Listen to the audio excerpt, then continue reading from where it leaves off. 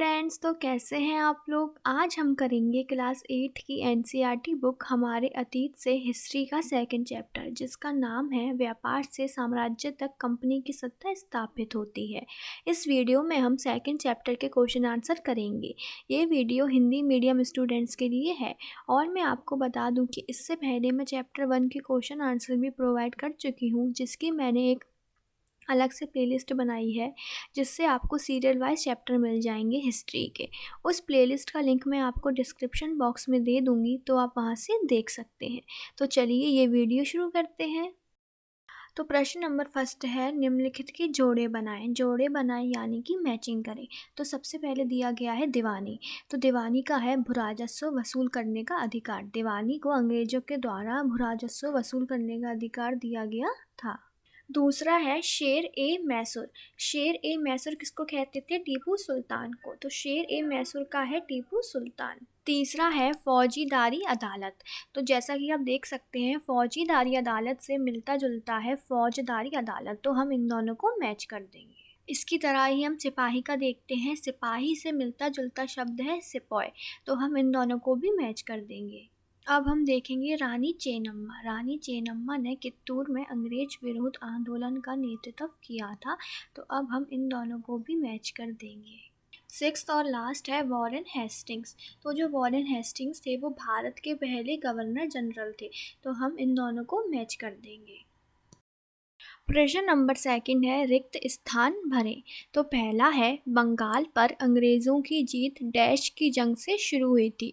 तो इसका उत्तर है, बंगाल पर अंग्रेज़ों की जीत प्लासी की जंग से शुरू हुई थी। सेकंड है, हैदर अली और टीपू सुल्तान डैश के शासक थे। तो इसका उत्तर है, हैदर अली और टीपू सुल्तान मैसूर के शासक थे। प्रश्न नंबर थर्ड है, डलहौजी ने डैश का सिद्धांत लागू किया। तो इसका उत्तर है, डलहौजी ने विलय नीति का सिद्धांत लागू किया। फोर्थ है, मराठा रियासतें मुख्य रूप से भारत के डैश भाग में स्थित थी। तो इसका उत्तर है, मराठा रियासतें मुख्य रूप से भारत के दक्षिण भाग में स्थित थी। प्रश्न नंबर थर्ड है, सही या गलत बताएं। तो हमें ये जो स्टेटमेंट दिए गए हैं, हमें बताना है ये सही है या गलत है। तो पहला है, मुगल साम्राज्य 18वीं सदी में मजबूत होता गया। तो इसका उत्तर गलत है, क्योंकि जो मुगल साम्राज्य है वो 18वीं सदी के बाद कमज़ोर होता गया था, ना कि मजबूत। सेकंड है, English east India company Bharat के साथ व्यापार करने वाली एकमात्र यूरोपीय कंपनी थी। तो इसका उत्तर गलत है, क्योंकि इंग्लिश ईस्ट इंडिया कंपनी के साथ साथ पुर्तगाली और फ्रांस के लोगों ने भी भारत के साथ व्यापार किया था। थर्ड है, महाराणा रंजीत सिंह पंजाब के राजा थे। तो इसका उत्तर सही है। फोर्थ है, अंग्रेज़ों ने अपने कब्ज़े वाले इलाकों में कोई शासकीय बदलाव नहीं किए। तो इसका उत्तर गलत है, क्योंकि जो अंग्रेज़ थे वो जहाँ जहाँ पर कब्ज़ा करते थे वहाँ पर अपनी कोठी बना लेते थे और कोठों के आसपास बड़ी बड़ी दीवार खड़ी कर देते थे। प्रश्न नंबर 4 है, यूरोपीय व्यापारिक कंपनियां भारत की तरफ क्यों आकर्षित हो रही थी। तो इसका उत्तर है, यूरोपीय व्यापारिक कंपनियों के भारत की तरफ आकर्षित होने के निम्न कारण थे। तो पहला है, यूरोपीय कंपनियों ने भारत के साथ व्यापार में अपार संभावनाएं देखी। ऐसा इसलिए हुआ था क्योंकि उस समय भारत के पास बहुत अधिक मात्रा में कच्चा माल हुआ करता था, इसलिए जो यूरोपीय कंपनी है वो भारत की तरफ आकर्षित हो रही थी। सेकेंड है, यूरोप के बाज़ारों में भारत के बने बारीक सूती कपड़े और रेशम की ज़बरदस्त मांग थी।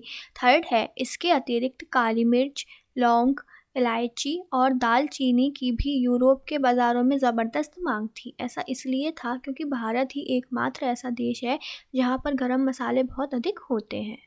फिर जो यूरोप की कंपनी है वो इन चीज़ों को भारत से सस्ते दामों में खरीदकर यूरोप के बाज़ारों में ऊंची कीमतों पर बेचते थे। ऐसा करने से उनको बहुत लाभ होता था। प्रश्न नंबर 5 है, बंगाल के नवाबों और ईस्ट इंडिया कंपनी के बीच किन बातों पर विवाद थे।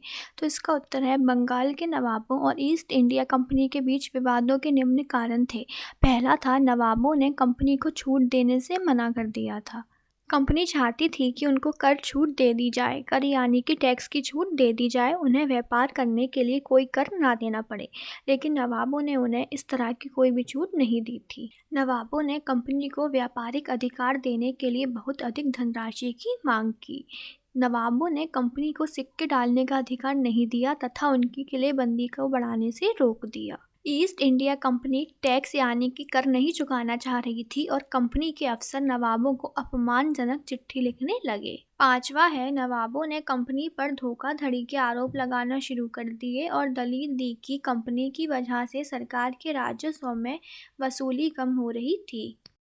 प्रश्न नंबर 6 है, दीवानी मिलने से ईस्ट इंडिया कंपनी को किस तरह फ़ायदा पहुंचा। तो पहले हम जान लेते हैं कि दीवानी क्या होता है।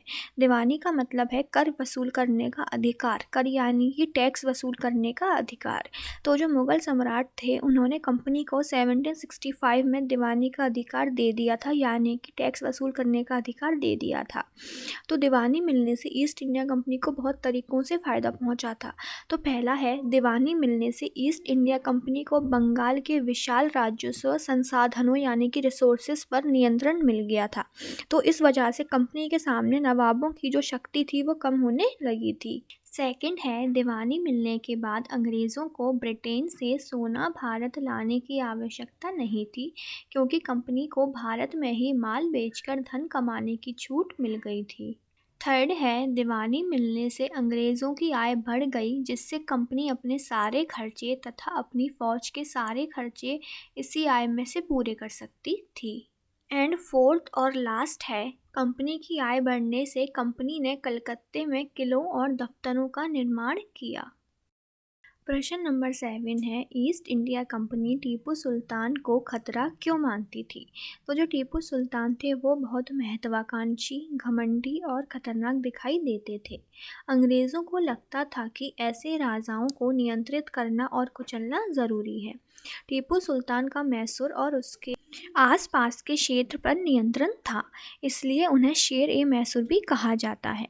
तो जो ईस्ट इंडिया कंपनी है वो निम्नलिखित कारणों से टीपू सुल्तान को खतरा मानती थी। पहला है, टीपू सुल्तान ने अपनी रियासत में पड़ने वाले बंदरगाहों से चंदन की लकड़ी, काली मिर्च और इलायची का निर्यात रोक दिया। निर्यात यानी कि एक्सपोर्ट रोक दिया।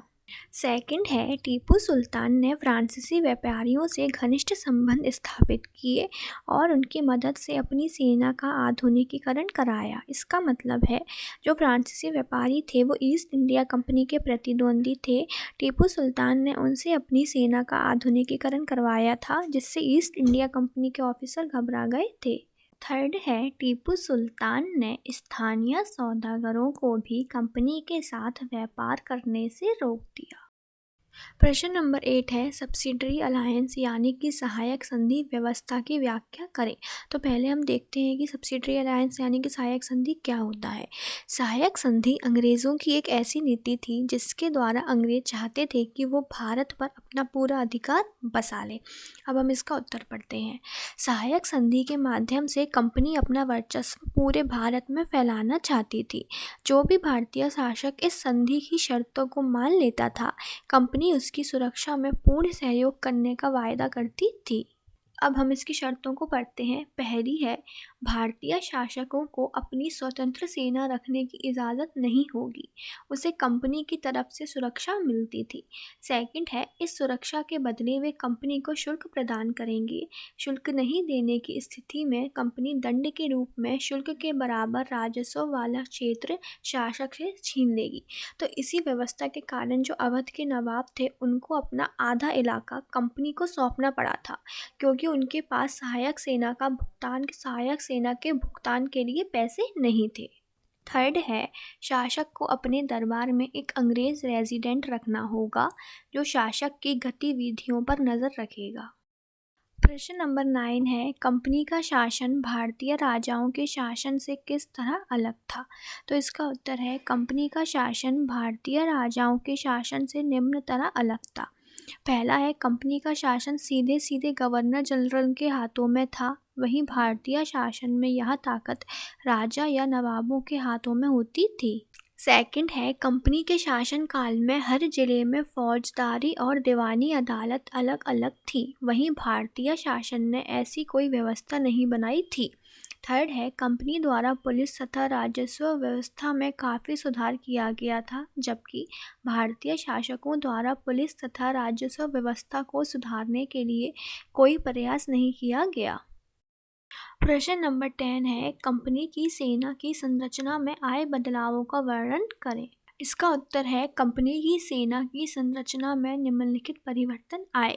पहला है, कंपनी ने अपनी सेना में भर्ती होने वाले सैनिकों को पेशेवर सैनिक प्रशिक्षण देना शुरू कर दिया।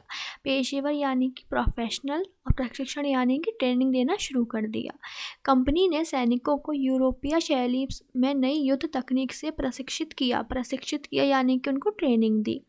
सैनिकों को नए एवं अत्याधुनिक हथियारों जैसे मस्केट तथा मैचलॉक आदि से सुसज्जित किया गया यानी कि उनको दे दिए गए।